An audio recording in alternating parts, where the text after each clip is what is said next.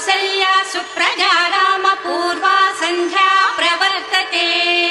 उत्तिष्ठ नरशार्दूला कर्तव्यं दैवमाह्निकम् कौसल्या सुप्रजा रामपूर्वा सन्ध्या प्रवर्तते उत्तिष्ठ नरशार्दूला कर्तव्यं दैवमाह्निकम् उत्तिष्ठोत्तिष्ठ गोविन्द उत्तिष्ठ गरुडध्वज उत्तिष्ठ कमलाकान्ता त्रैलोक्यं मङ्गलं कुरु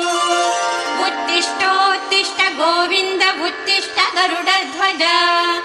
उत्तिष्ठ कमलाकान्ता त्रैलोक्यं मङ्गलं कुरु मातः समस्त जगतां मधुकैटभारे वक्षो विहारिणि मनोहर दिव्यमूर्ते श्रीस्वामिनि श्रित जनप्रिय दानशीले श्रीवेङ्कटेश दयिते तव सुप्रभातमरविन्दलोचने भवतु प्रसन्न मुख चन्द्रमण्डले विधिशङ्करेन्द्र वनिताभिरचिते वृषशैलनाथ दयिते दयानिधे अद्यादि सप्त ऋषयः समुपास्य सन्ध्याम् आकाश सिन्धु कमलानि मनोहराणि आदाय पादयुगमर्चयितुम् प्रपन्नाः शेषाद्रिशेखर विभो तव सुप्रभातम् पञ्चाननाब्ज भव षण्मुख वासवाद्याः त्रैविक्रमादिचरितम् विबुधास्तुवन्ति भाषापतिः पठति वासरशुद्धिमारात् शेषाद्रिशेखर विभो तव सुप्रभातम्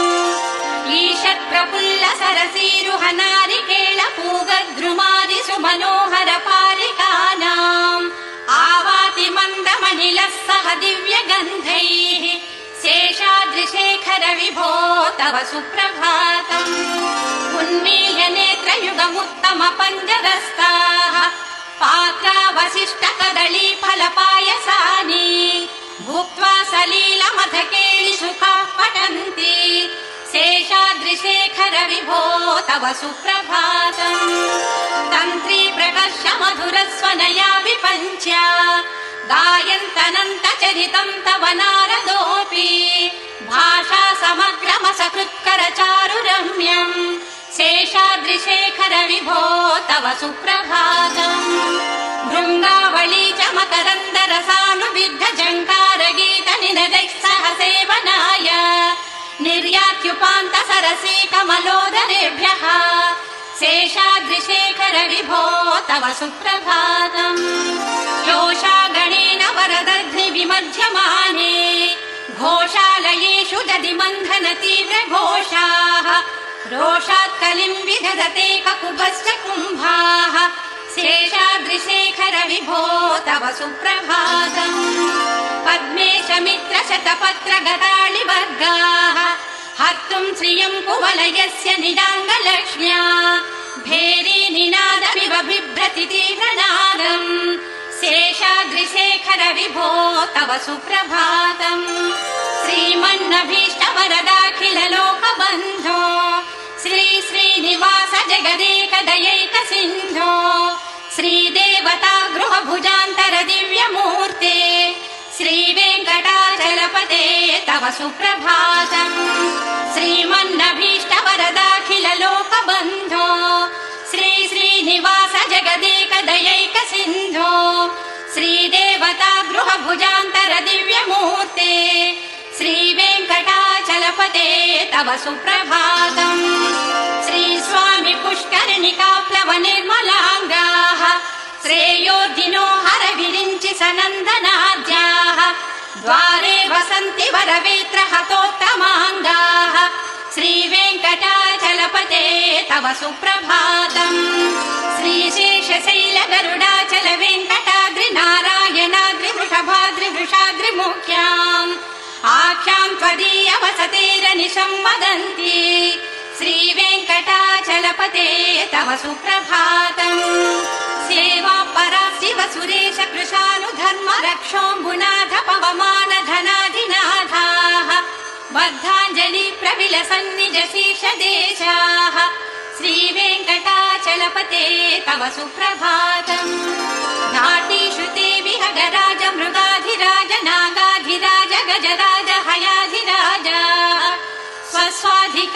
महिमाधिकमर्धयन्ते श्रीवेङ्कटाचलपते तव सुप्रभातम् सूर्येन्दुभौमबुधवाक्पति काव्यसौरि स्वर्भानुकेतु दिविषट् परिषत् प्रधानाः त्वद्दा सदा सचरमावजिदा सदासाः श्रीवेङ्कटाचलपते तव सुप्रभातम् त्वत्पादधूलिभरितस्फुरितोत्तमाङ्गाः स्वर्गापवर्गनिरपेक्ष निजान्तरङ्गाः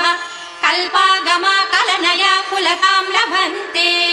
श्रीवेङ्कटाचलपते तव सुप्रभातम् त्वद्गोपुराग्रशिखराणि निरीक्षमाणाः स्वर्गापवर्गपदवीं परमां श्रयन्तः मध्या मनुष्य भुवने मतिमाश्रयन्ते श्रीवेङ्कटाचलपते तव सुप्रभातम् श्रीभूमिनायक दयादिगुणामृताब्धे देवादिदेव जगदेक शरण्यमूर्ते श्रीमन्ननन्त गरुडाधिभिरर्चिताङ्घ्रे श्रीवेङ्कटाचलपते तव सुप्रभातम् श्रीपद्मनाभ पुरुषोत्तम वासुदेव वैकुण्ठ माधव जनार्दन चक्रपाणे श्रीवत्स चिह्न शरणागत पारिजाता श्रीवेङ्कटाचलपते तव सुप्रभातम् कन्दर्पदर्पहर सुन्दर दिव्यमूर्ते कान्ताकुचाम्बुरुह कुट्मललोल दृष्टे कल्याण निर्मल गुणाकर दिव्यकीर्ते श्रीवेङ्कटाचलपते तव सुप्रभातम् मीनाभृते कमठकोल नृसिंहवर्णिन् स्वामिन् परस्वद तपोधन रामचन्द्र शेषांश राम यदुनन्दन कल्किरूपा श्रीवेङ्कटाचलपते तव सुप्रभातम् येलालवङ्ग घनसार सुगन्धितीर्थम् दिव्यं वियत्सरति हेमघटेषु पूर्णम् धृत्वाद्य वैदिक शिखामणयः प्रहृष्टाः तिष्ठन्ति वेङ्कटपते तव सुप्रभातम् भास्वानुदेति विगजानि सरोरुहाणि सम्पूरयन्ति निनदैः ककुभो विहङ्गाः श्रीवैष्णवाः सततमर्जित मङ्गलास्ते धामाश्रयन्ति तव वेङ्कट सुप्रभातम् ब्रह्मादयः सुरवरास्तमहर्षयस्ते सन्तः सनन्दन मुखास्वर योगिवर्याः धामान्तिके तव हि मङ्गलवस्तु हस्ताः श्रीवेङ्कटाचलपते तव सुप्रभातम् लक्ष्मी निवास निरवद्य गुणैक सिन्धो संसार सागर समुत्तरणैक सेतो वेदान्त वेद्य निज वैभव भक्त भोग्या श्रीवेङ्कटाचलपते तव सुप्रभातम् लक्ष्मी निवास निरवद्य गुणैक सिन्धो संसार सागर समुत्तरणैक सेतो वेदान्त वेद्य निज वैभव भक्त भोग्या श्रीवेङ्कटाचलपते तव सुप्रभातम् इत्थम् वृषाचलपतेरिह सुप्रभातम् ये मानवाः प्रतिदिनम् पठितुम् प्रवृत्ताः तेषाम् प्रभात समये स्मृतिरङ्गभाजाम् प्रज्ञाम् परार्थ सुलभाम् परमाम् प्रसूते इत्थम् वृषाचलपतेरिह सुप्रभातम् ये मानवाः प्रतिदिनम् पठितुम् प्रवृत्ताः तेषाम् प्रभात समये स्मृतिरङ्गभाजाम् प्रज्ञाम् परार्थ सुलभाम् परमाम् प्रसूते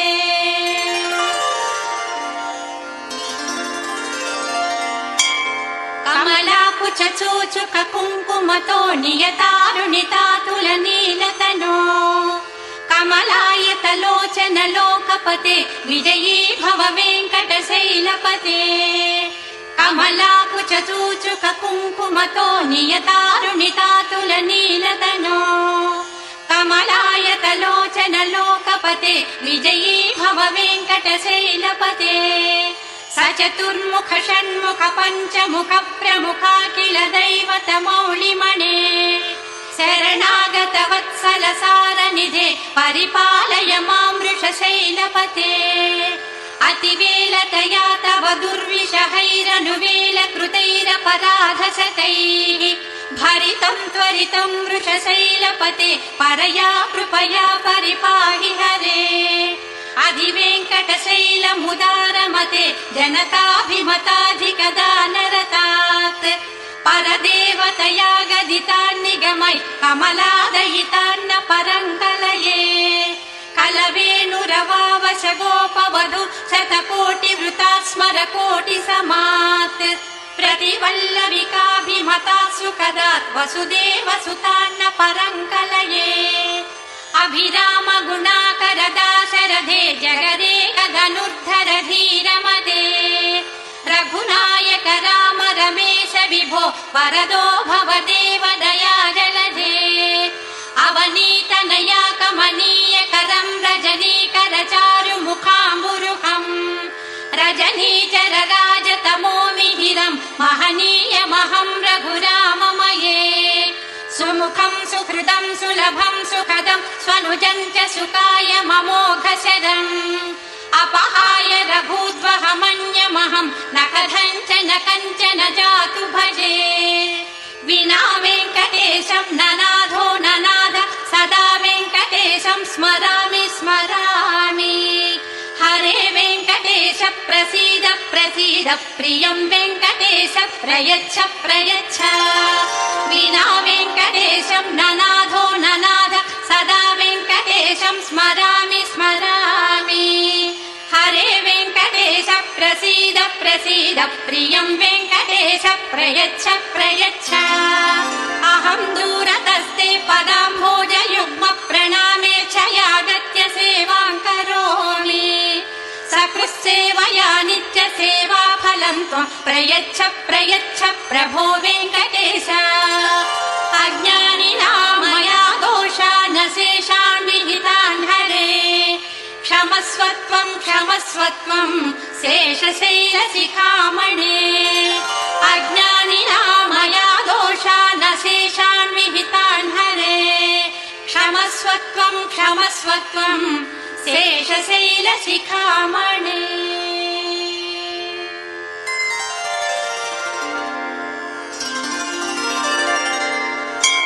ईशानां जगतोऽस्य वेङ्कटपतेर्विष्णो परां प्रेयसीम् तद्वक्षस्थल नित्यवासरसिकाम् तत्क्षान्ति संवर्धिनीम् पद्मालङ्कृत पाणिपल्लवयुगाम् पद्मासनस्ताम् श्रियम् वात्सल्यादिगुणोज्ज्वलाम् भगवतीम् वन्दे जगन्मातरम् ईशानां जगतोऽस्य वेङ्कटपतेर्विष्णो परां प्रेयसीम् तद्वक्षस्थल नित्यवासरसिकाम् तत्क्षान्ति संवर्धिनीम् पद्मालङ्कृत पाणिपल्लवयुगाम् पद्मासनस्ताम् श्रियम् वात्सल्यादिगुणोज्ज्वलाम् भगवतीम् वन्दे जगन्मातरम् श्रीमन्कृपाजलनिधे कृत सर्वलोक सर्वज्ञ शक्तनक वत्सल सर्वशेषिन् स्वामिन् सुशील सुलभाश्रित पारिजाता श्रीवेङ्कटेश चरणौ शरणौ प्रपद्ये श्रीमन्कृपाजलनिधे कृत सर्वलोक सर्वज्ञ शक्तनक वत्सल सर्वशेषिन् स्वामिन् सुशील सुलभाश्रित पारिजाता श्रीवेङ्कटेश चरणौ शरणौ प्रपद्ये आनूपुरार्पित सुजात सुगन्धि पुष्प सौरभ्य सौरभकरो समसन्निवेशौ सौम्यौ सदानुभवनेऽपि नवानुभाव्यौ श्रीवेङ्कटेश चरणौ शरणौ प्रपद्ये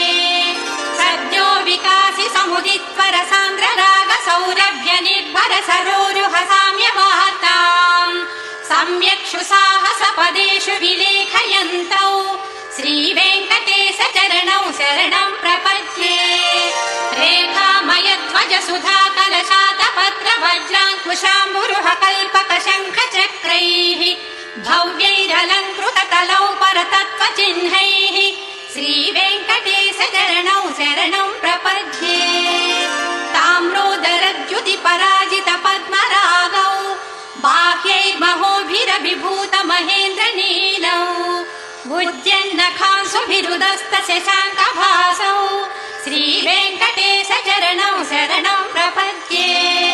सप्रेमभीतिकमलाकर पल्लवाभ्याम् संवाहनेऽपि सपदिक्रममादधानौ कान्ताववाङ्मनसगोचरसौ कुमार्यौ श्रीवेङ्कटेश चरणौ शरणं प्रपद्ये लक्ष्मीमही तदनुरूप निजानुभाव नीलादिदिव्य महिषीकर पल्लवानाम् आरुण्य संक्रमणतः किल सान्द्ररागौ श्रीवेङ्कटेश चरणौ शरणं प्रपद्ये नित्यानमद्विधि शिवादि किरीटकोटि प्रत्युक्त दीप्त नवरत्न महप्ररोहैः नीराजनाविधि मुदारमुपादधानौ श्रीवेङ्कटेश चरणौ शरणं प्रपद्ये विष्णो परे परम इत्युदित प्रशंसौ यौ मध्ववुत्स इति भोग्यतयाप्युपात्तौ भूयस्तधेति तव पाणितल प्रदिष्टौ श्रीवेङ्कटेश चरणौ शरणं प्रपद्ये पार्थाय तत्सदृशसारथिना त्वयैव यौ दर्शितौ स्वचरणौ शरणं प्रदेति भूयोऽपि मह्यमिह तौ करदर्शितौ ते श्रीवेङ्कटेश चरणौ शरणं प्रपद्ये मन्मूर्ध्निकाळीयपणे विकटाटवीषु श्रीवेङ्कटाद्रिशिखरे शिरसि श्रुतीनाम् चित्तेऽप्यनन्यमनसां सममाहितौ ते श्रीवेङ्कटेश चरणौ शरणं प्रपद्ये अम्लानहृष्यदवनीतलकीर्णपुष्पौ श्रीवेङ्कटाद्रिशिखराभरणायमानौ आनन्दिताखिल मनोनयनौ तवैतौ श्रीवेङ्कटेश चरणौ शरणं प्रपद्ये प्रायप्रसन्न जनता प्रथमावगाह्यौ मातुस्तनाविव शिशोरमृतायमानौ प्राप्तौ परस्पर तुलामतुलान्तरौ ते श्रीवेङ्कटेश चरणौ शरणं प्रपद्ये सत्त्वोत्तरै सतत सेव्य पदाम्बुजेन संसारतारकदयाद्रधृगञ्चलेन सौम्योपयन्तृमुनिना मम दर्शितौ ते श्रीवेङ्कटेश चरणौ शरणं प्रपद्ये श्रीशश्रिया घटिकया त्वदुपाय भावे प्राप्ये त्वयि स्वयमुपेयतया स्फुरन्त्या नित्याश्रिताय निरवद्य गुणाय तुभ्यम् स्यां किङ्करो वृषगिरीश न जातु मह्यम् श्रीशश्रिया घटिकया त्वदुपाय भावे प्राप्ये त्वयि स्वयमुपेयतया स्फुरन्त्या नित्याश्रिताय निरवद्य गुणाय तुभ्यम् स्यां किङ्करो वृषगिरीश न जातु मह्यम्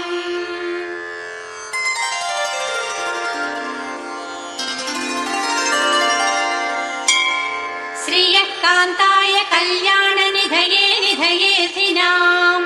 श्रीवेङ्कटनिवासाय श्रीनिवासाय मङ्गलम् श्रियः कान्ताय कल्याण निधये निधयेऽर्थिनाम् श्रीवेङ्कटनिवासाय श्रीनिवासाय मङ्गलम् लक्ष्मी सविभ्रमालोक शुभ्रू विभ्रम चक्षुषे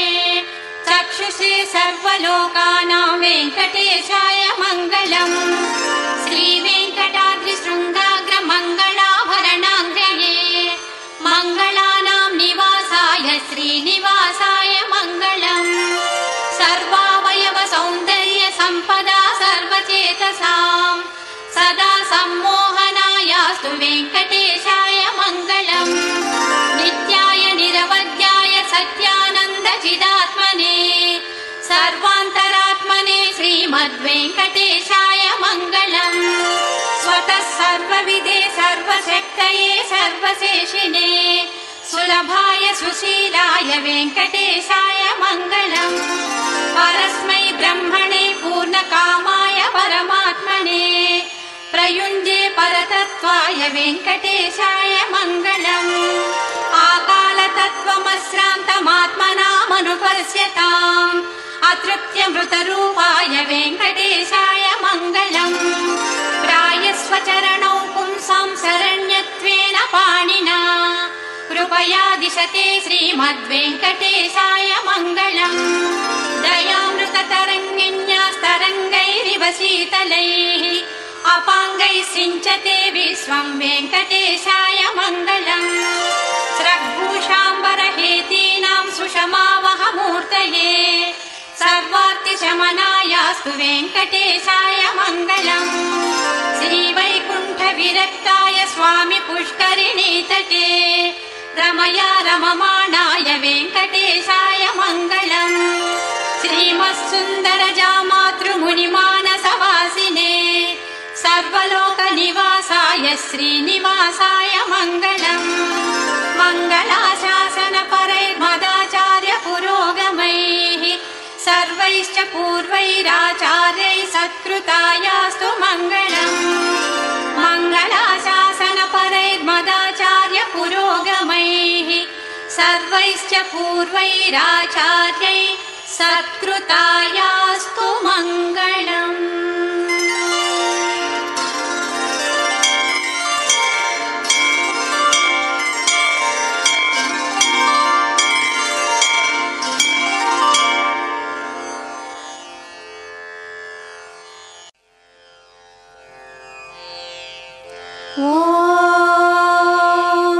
शुक्लाम्बरधरं विष्णुं शशिवर्णं चतुर्भुजं प्रसन्नवदनं ध्यायेत् सर्वविघ्नोपशान्तये व्यासं वसिष्ठनप्तारं शक्तेः पौत्रमकल्मषम् पराशरात्मजं वन्दे सुखतातं तपोनिधिं व्यासाय विष्णुरूपाय व्यासरूपाय विष्णवे नमो वै ब्रह्मनिधये वासिष्ठाय नमो नमः अविकाराय शुद्धाय नित्याय परमात्मने सदैकरूपरूपाय विष्णवे सर्वजिष्णवे यस्य स्मरणमात्रेण जन्म संसारबन्धनात् विमुच्यते नमस्तैस्मै विष्णवे प्रभविष्णवे ॐ नमो विष्णवे प्रभविष्णवे। श्रीवैशम्पायन उवाच श्रुत्वा धर्मानशेषेण पावनानि च सर्वशः युधिष्ठिरः शान्तनवं पुनरेवाभ्यभाषत। युधिष्ठिर उवाच किमेकं दैवतं लोके किं वाप्येकं परायणं स्तुवन्तः कमर्चन्तः प्राप्नुयुर्मानवा शुभम् को धर्मः सर्वधर्माणां भवतः परमो मतः किं जपन्मुच्यते जन्तुर्जन्म संसारबन्धनात्। श्रीभीष्म उवाच जगत्प्रभुं देवदेवम् अनन्तं पुरुषोत्तमम् स्तुवन्नाम सहस्रेण पुरुषः सततोत्थितः तमेव चार्चयन् नित्यं भक्त्या पुरुषमव्ययम् ध्यायन् स्तुवन्नमस्यंश्च यजमानस्तमेव च अनादिनिधनं विष्णुं सर्वलोकमहेश्वरम् लोकाध्यक्षं स्तुवन्नित्यं सर्वदुःखादिगो भवेत् ब्रह्मण्यं सर्वधर्मज्ञं लोकानां कीर्तिवर्धनम् लोकनाथं महद्भूतं सर्वभूतभवोद्भवम् एष मे सर्वधर्माणां धर्मोऽधिकतमो मतः यद्भक्त्या पुण्डरीकाक्षं स्तवैरच्चेन्नरः सदा परमं यो महत्तेजः परमं यो महत्तपः परमं यो महद्ब्रह्म परमं यः परायणम् पवित्राणां पवित्रं यो मङ्गलानां च मङ्गलम् दैवतं देवतानां च भूतानां यो व्ययः पिता यतः सर्वाणि भूतानि भवन्यादियुगागमे यस्मिंश्च प्रलयां यान्ति पुनरेव युगक्षये तस्य लोकप्रधानस्य जगन्नाथस्य भूपते विष्णोर्नाम सहस्रं मे शृणु पापभयापहम् यानि नामानि गौणानि विख्यातानि महात्मनः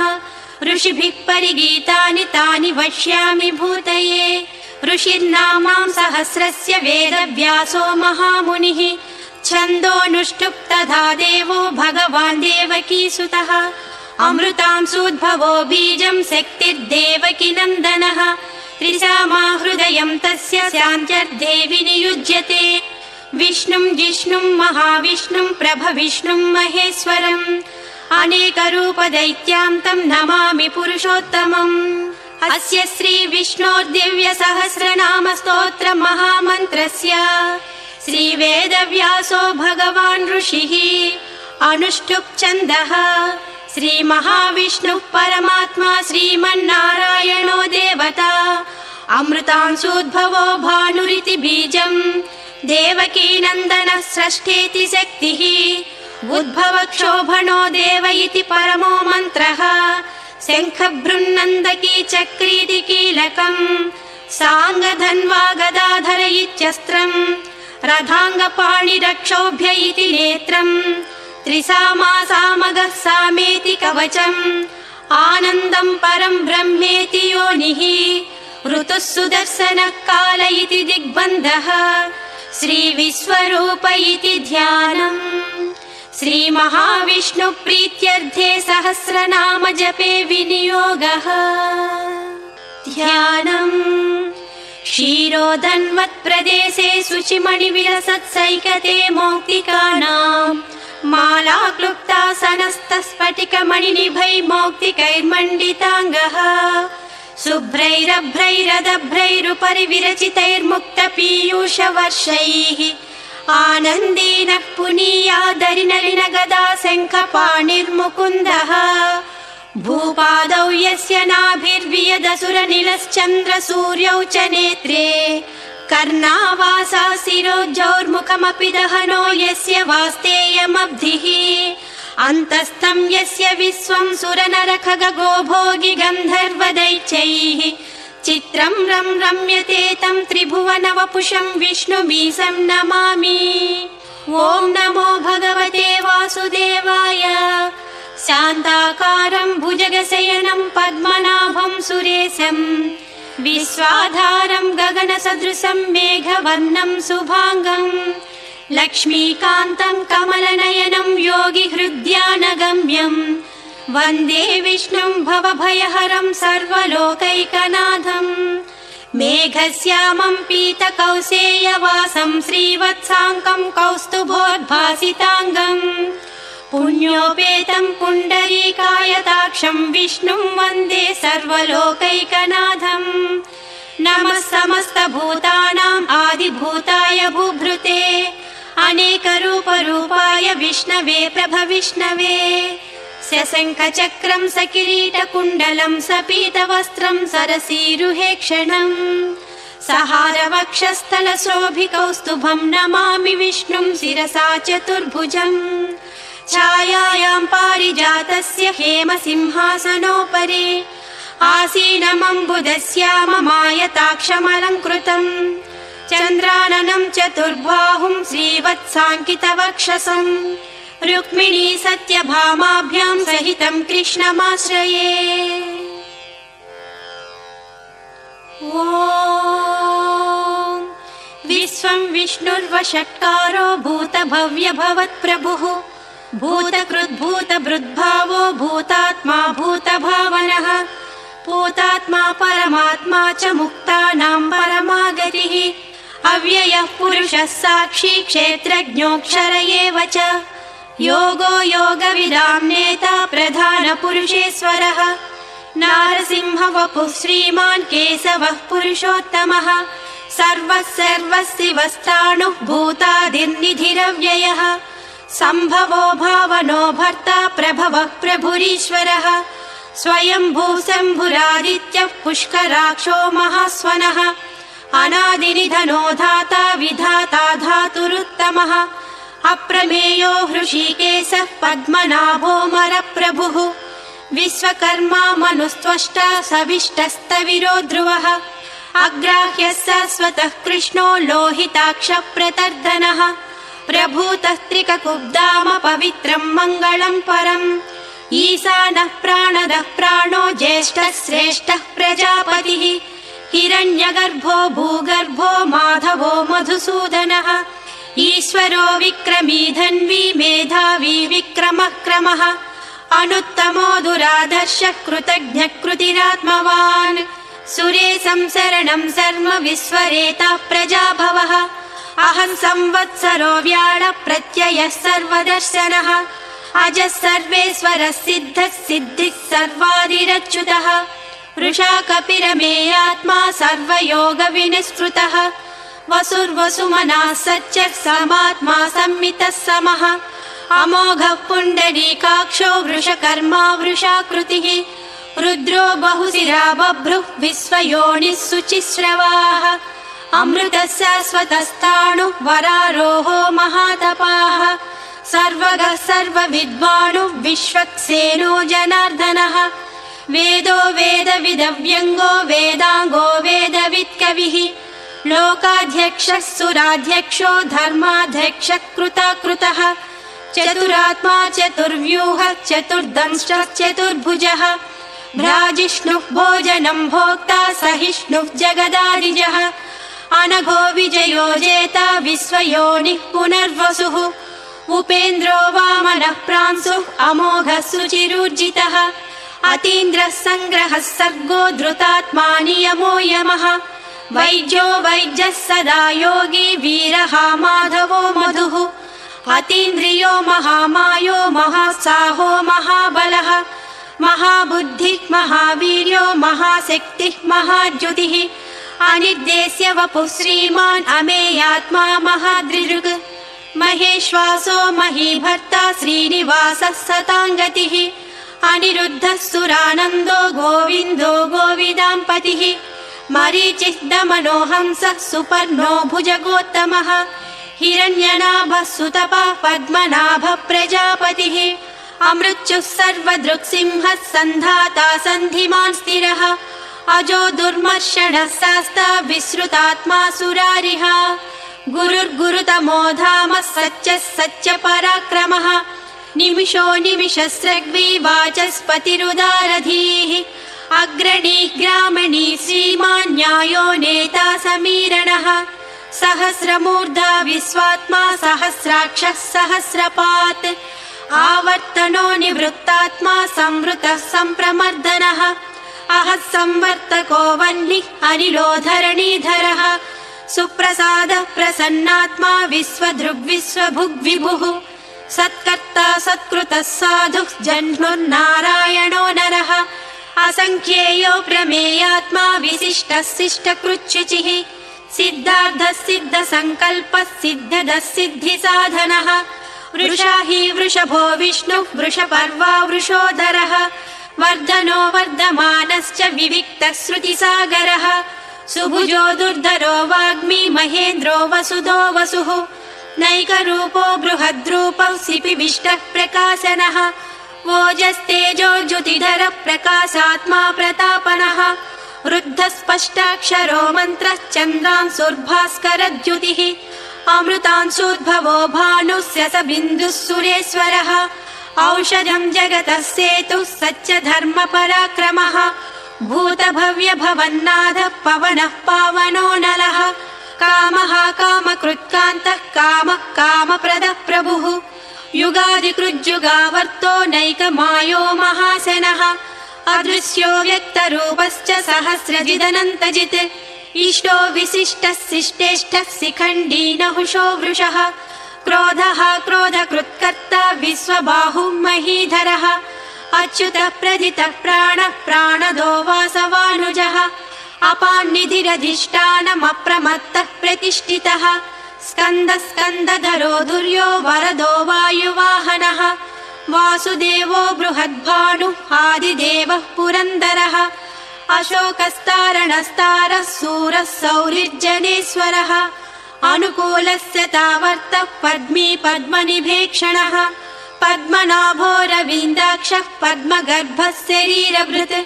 महद्धिः रुद्धो वृद्धात्मा महाक्षो गरुडध्वजः अतुलः शरभो भीमः समयज्ञो हविर्हरिः सर्वलक्षणलक्ष्मण्यो लक्ष्मीवान् समितिञ्जयः विक्षरो रोहितो मार्गो हेतुर्दामोदरः सहः महीधरो महाभागो वेगवानमितासनः उद्भवक्षोभणो देवः श्रीगर्भः परमेश्वरः करणं कारणं कर्ता विकर्ता गहनो गुहः व्यवसायो व्यवस्थानः संस्थानस्थानदो ध्रुवः परर्धिः परमस्पष्टः तुष्टः पुष्टः सुभेक्षणः रामो विरामो विरजो मार्गो नेयो नयो नयः वीरशक्तिमतां श्रेष्ठो धर्मो धर्मविदुत्तमः वैकुण्ठः पुरुषः प्राणदः प्रणवप्रदुः हिरण्यगर्भः शत्रुघ्नो व्याप्तो वायुरधोक्षजः ऋतुः सुदर्शनः कालः परमेष्टि परिग्रहः उग्रः संवत्सरो दक्षो विश्रामो विश्वदक्षिणः विस्तारस्तावरस्ताणुः प्रमाणं बीजमव्ययम् अर्धोऽनर्धो महाकोशो महाभोगो महाधनः अनिर्विण्णस्तविष्टो भूर्धर्मयूपो महामखः नक्षत्रनेमिर्नक्षत्री क्षमः समीहनः यज्ञयुज्यो महेज्यश्च क्रतुः सत्रं सताङ्गतिः सर्वदर्शी विमुक्तात्मा सर्वज्ञो ज्ञानमुत्तमम् सुव्रतः सुमुखः सूक्ष्मः सुघोषः सुखदः सुहृत् मनोहरो जितक्रोधो वीरबाहुर्विदारणः स्वापनः स्ववसो व्यापी नैकात्मा नैककर्मकृत् वत्सरो वत्सलो वत्सी रत्नगर्भो धनेश्वरः धर्मगुब्धर्मकृद्धर्मी सदसत्क्षरमक्षरम् अविज्ञाता सहस्रांशुः विधाता कृतलक्षणः गभस्तिनेमिः सत्त्वस्थः सिंहो भूतमहेश्वरः आदिदेवो महादेवो देवेशो देवभृद्गुरुः उत्तरो गोपतिर्गोप्ता ज्ञानगम्यः पुरातनः शरीरभूतभृद्भोक्ता कपीन्द्रो भूरि दक्षिणः सोमपोऽमृतपः सोमः पुरजित्पुरुषोत्तमः विनयो जयः सत्यसन्धो दासार्हः सात्वतां पतिः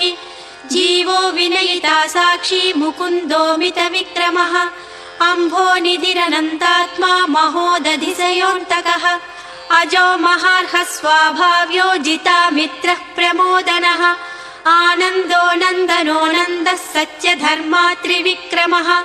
महर्षिः कपिलाचार्यः कृतज्ञो मेदिनीपतिः त्रिपदस्त्रिदशाध्यक्षो महाशृङ्गः कृतान्तकृत् महावराहो गोविन्दः सुषेणः कनकाङ्गदी गुह्यो गभीरो गहनो गुप्तश्चक्रगदाधरः वेधास्वाङ्गोर्जितः कृष्णो दृढः सङ्कर्षणोच्युतः वरुणो वारुणो वृक्षः पुष्कराक्षो महामनाः भगवान् भगहानन्दी वनमाली हलायुधः आदित्यो ज्योतिरादित्यः सहिष्णुर्गतिसत्तमः सुधन्वाखण्डपरशुः दारुणो द्रविणप्रदः दिवस्पृक् सर्वदृग्व्यासो वाचस्पतिरयो निजः त्रिसामः सामगः सामनिर्वाणं भेषजं विशक् सन्न्यासकृच्छमः शान्तो निष्ठा शान्तिः परायणम् शुभाङ्गः शान्तिदः स्रष्टा कुमुदः कुवलेशयः गोवितो गोपतिर्गोप्ता वृषभाषो वृषप्रियः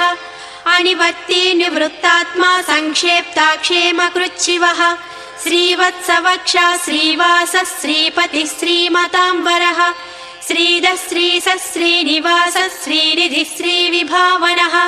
श्रीधरः श्रीकरः श्रेयः श्रीमान् लोकत्रयाश्रयः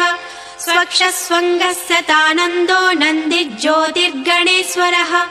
विजितात्मा विधेयात्मा सत्कीर्तिश्चिन्न संशयः उदीर्णः सर्वतश्चक्षुर्गणीशः शाश्वतस्थिरः भूषयो भूषणो भूतिविशोकः शोकनाशनः अर्चिष्मानर्चितः कुम्भो विशुद्धात्मा विशोधनः अनिरुद्धो प्रतिरथः प्रद्युम्नोमितविक्रमः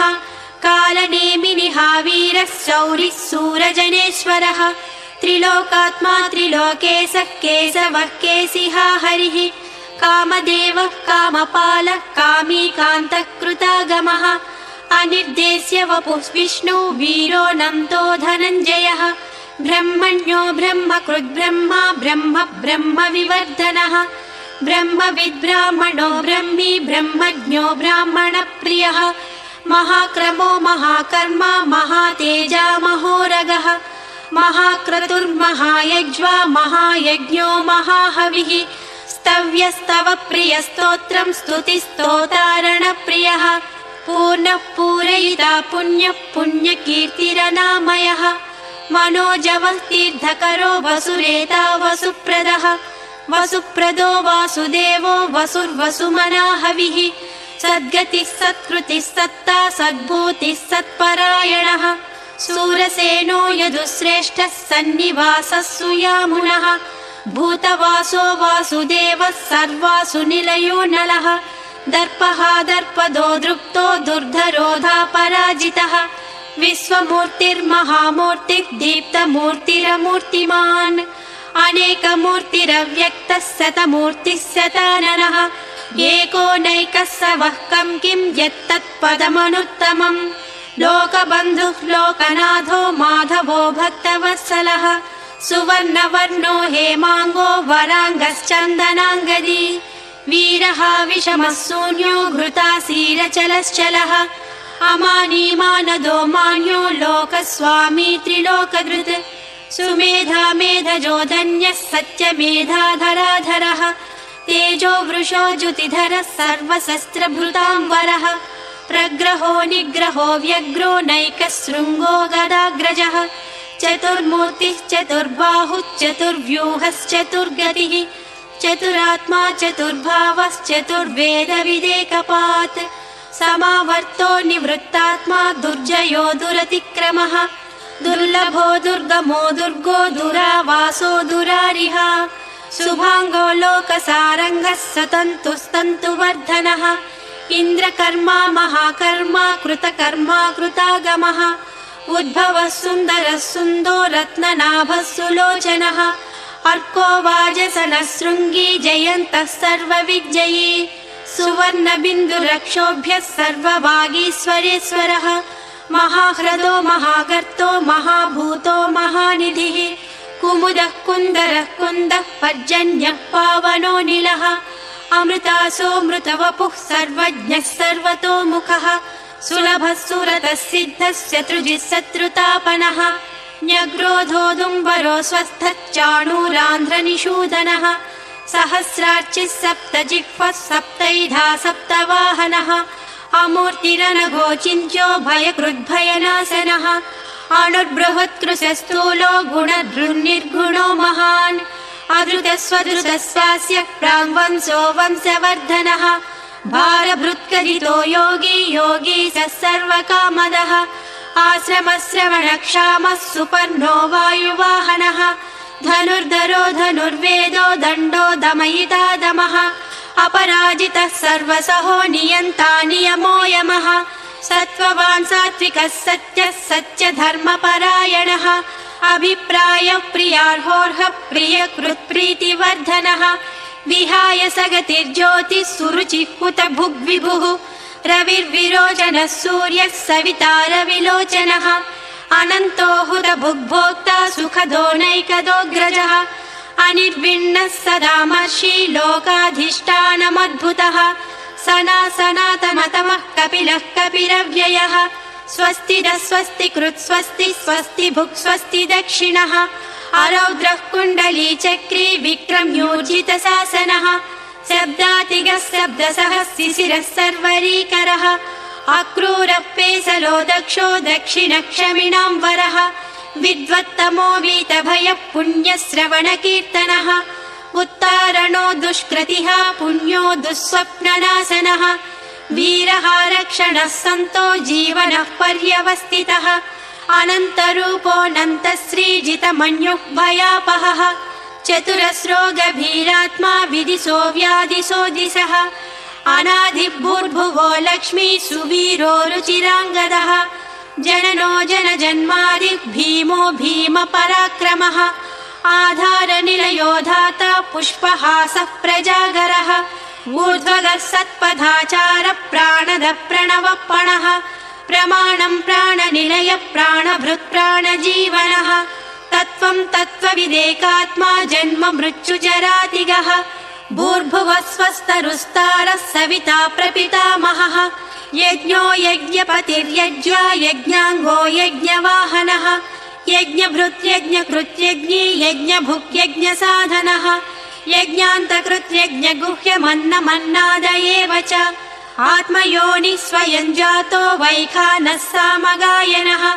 देवकीनन्दनः स्रष्टा क्षितीशः पापनाशनः शङ्खबृन्नन्दकी चक्री साङ्गधन्वा गदाधरः रथाङ्गपाणिरक्षोभ्यः सर्वप्रहरणायुधः सर्वप्रहरणायुध ॐ नमः इति। वनमाली गदी साङ्गी शङ्खी चक्री च नन्दकी श्रीमन्नारायणो विष्णुः वासुदेवोऽभिरक्षतु। वनमाली गदी साङ्गी शङ्खी चक्री च नन्दकी श्रीमन्नारायणो विष्णुः वासुदेवोऽभिरक्षतु। वनमाली गदी साङ्गी शङ्खी चक्री च नन्दकी श्रीमन्नारायणो विष्णुः वासुदेवोऽभिरक्षतु। फलश्रुतिः इतीदं कीर्तनीयस्य केशवस्य महात्मनः नाम्नां सहस्रं दिव्यानाम् अशेषेण प्रकीर्तितम्। य इदं शृणुयान्नित्यं यश्चापि परिकीर्तयेत् नाशुभं प्राप्नुयात् किञ्चित् सोमुत्रेह च मानवः। वेदान्तगो ब्राह्मणः स्यात् क्षत्रियो विजयी भवेत् वैश्यो धनसमृद्धः स्यात् शूद्रः सुखमवाप्नुयात्। धर्मार्थी प्राप्नुयात् धर्ममर्धार्थी चार्धमाप्नुयात्। कामानवाप्नुयात् कामी प्रजार्थी चाप्नुयात् प्रजाम्। भक्तिमान्यः सदोत्थाय शुचिः सद्गतमानसः सहस्रं वासुदेवस्य नाम्नामेतत् प्रकीर्तयेत्। यशः प्राप्नोति विपुलं याति प्राधान्यमेव च अचलां श्रियमाप्नोति श्रेयः प्राप्नोत्यनुत्तमम्। न भयं क्वचिदाप्नोति वीर्यं तेजश्च विन्दति भवत्यरोगो द्युतिमान् बलरूपगुणान्वितः। रोगार्तो मुच्यते रोगात् बद्धो मुच्येत बन्धनात् भयान्मुच्येत भीतस्तु मुच्येतापन्न आपदः। दुर्गाण्यतितरत्यासु पुरुषः पुरुषोत्तमम् स्तुवन्नाम सहस्रेण नित्यं भक्तिसमन्वितः। वासुदेवाश्रयो मर्त्यो वासुदेवपरायणः सर्वपापविशुद्धात्मा याति ब्रह्म सनातनम्। न वासुदेव भक्तानां न शुभं विद्यते क्वचित् जन्म मृत्युजरा व्याधि भयं नैवोपजायते। इमं स्तवमधीयानः श्रद्धा भक्तिसमन्वितः युज्येतात्मसुखक्षान्ति श्रीधृतिस्मृतिकीर्तिभिः। न क्रोधो न च मात्सर्यं न लोभो नाशुभामतिः भवन्ति कृतपुण्यानां भक्तानां पुरुषोत्तमे। ज्यौषचन्द्रार्कनक्षत्र खन्दिसो भूर्महोदधिः वासुदेवस्य वीर्येण विधृतानि महात्मनः। ससुरासुरगन्धर्वं सयक्षोरगराक्षसम् जगद्वसे वर्ततेदं कृष्णस्य सचराचरम्। इन्द्रियाणि मनोबुद्धिः सत्त्वं तेजो बलं धृतिः वासुदेवात्मकान्याहुः क्षेत्रं क्षेत्रज्ञ एव च। सर्वागमानामाचारः प्रथमं परिकल्पते आचारप्रभवो धर्मो धर्मस्य प्रभुरच्युतः। ऋषयः पितरो देवा महाभूतानि धातवः जङ्गमाजङ्गमं चेदं जगन्नारायणोद्भवम्। योगो ज्ञानं तथा साङ्ख्यं विद्या शिल्पादिकर्म च वेदशास्त्राणि विज्ञानम् एतत् सर्वं जनार्दनात्। एको विष्णुः महद्भूतं पृथग्भूतान्यनेकशः त्रिलोकान् व्याप्य भूतात्मा भुङ्क्ते विश्वभुगव्ययः। इमं स्तवं भगवतो विष्णो व्यासेन कीर्तितम् पठेद्यैचेत् पुरुषः श्रेयः प्राप्तुं सुखानि च। विश्वेश्वरमजं देवं जगतः प्रभुमव्ययम् भजन्ति ये पुष्कराक्षं न ते यान्ति पराभवम् न ते यान्ति पराभवम् वो नम इति। अर्जुन उवाच पद्मपत्र विशालाक्ष पद्मनाभसुरोत्तम भक्तानामनुरक्तानां त्राता भव जनार्दन। श्रीभगवानुवाच यो मां नाम सहस्रेण स्तोतुमिच्छति पाण्डव सोऽहमेकेन श्लोकेन स्तुत एव न संशयः ॐ नम इति। व्यास उवाच वासनाद्वासुदेवस्य वासितं भुवनत्रयम् सर्वभूतनिवासोऽसि वासुदेव नमोऽस्तु ते वासुदेव नमोऽस्तु ॐ नम इति। पार्वत्युवाच केनोपायेन लघुना विष्णोर्नाम सहस्रकम् पठ्यते पण्डितैर्नित्यम् श्रोतुमिच्छाम्यहम् प्रभो। ईश्वर उवाच श्रीराम राम रामेति रमे रामे मनोरमे सहस्रनाम तत्तुल्यम् राम नाम वरानने। श्रीराम राम रामेति रमे रामे मनोरमे सहस्रनाम तत्तुल्यम् राम नाम वरानने। श्रीराम राम रामेति रमे रामे मनोरमे सहस्रनाम तत्तुल्यम् राम नाम वरानने। राम नाम वरानने ॐ नमः इति। ब्रह्मोवाच नमोऽस्त्वनन्ताय सहस्रमूर्तये सहस्रपादाक्षि शिरोरुबाहवे सहस्रनाम्ने पुरुषाय शाश्वते सहस्रकोटियुगधारिणे नमः। सहस्रकोटियुगधारिण ॐ नमः इति। सञ्जय उवाच यत्र योगेश्वरः कृष्णो यत्र पार्थो धनुर्धरः तत्र श्रीर्विजयो भूतिः ध्रुवा नीतिर्मतिर्मम। श्रीभगवानुवाच अनन्याश्चिन्तयन्तो मां ये जनाः पर्युपासते तेषां नित्याभियुक्तानां योगक्षेमं वहाम्यहम्। परित्राणाय साधूनां विनाशाय च दुष्कृतां धर्म संस्थापनार्थाय सम्भवामि युगे युगे।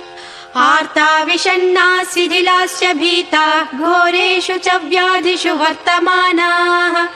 संकीर्त्य नारायण शब्दमात्रं विमुक्त दुःखाः सुखिनो भवन्तु। कायेन वाचा मनसेन्द्रियैर्वा बुद्ध्यात्मना वा प्रकृते स्वभावात् करोमि यद्यत् सकलं परस्मै नारायणायेति समर्पयामि।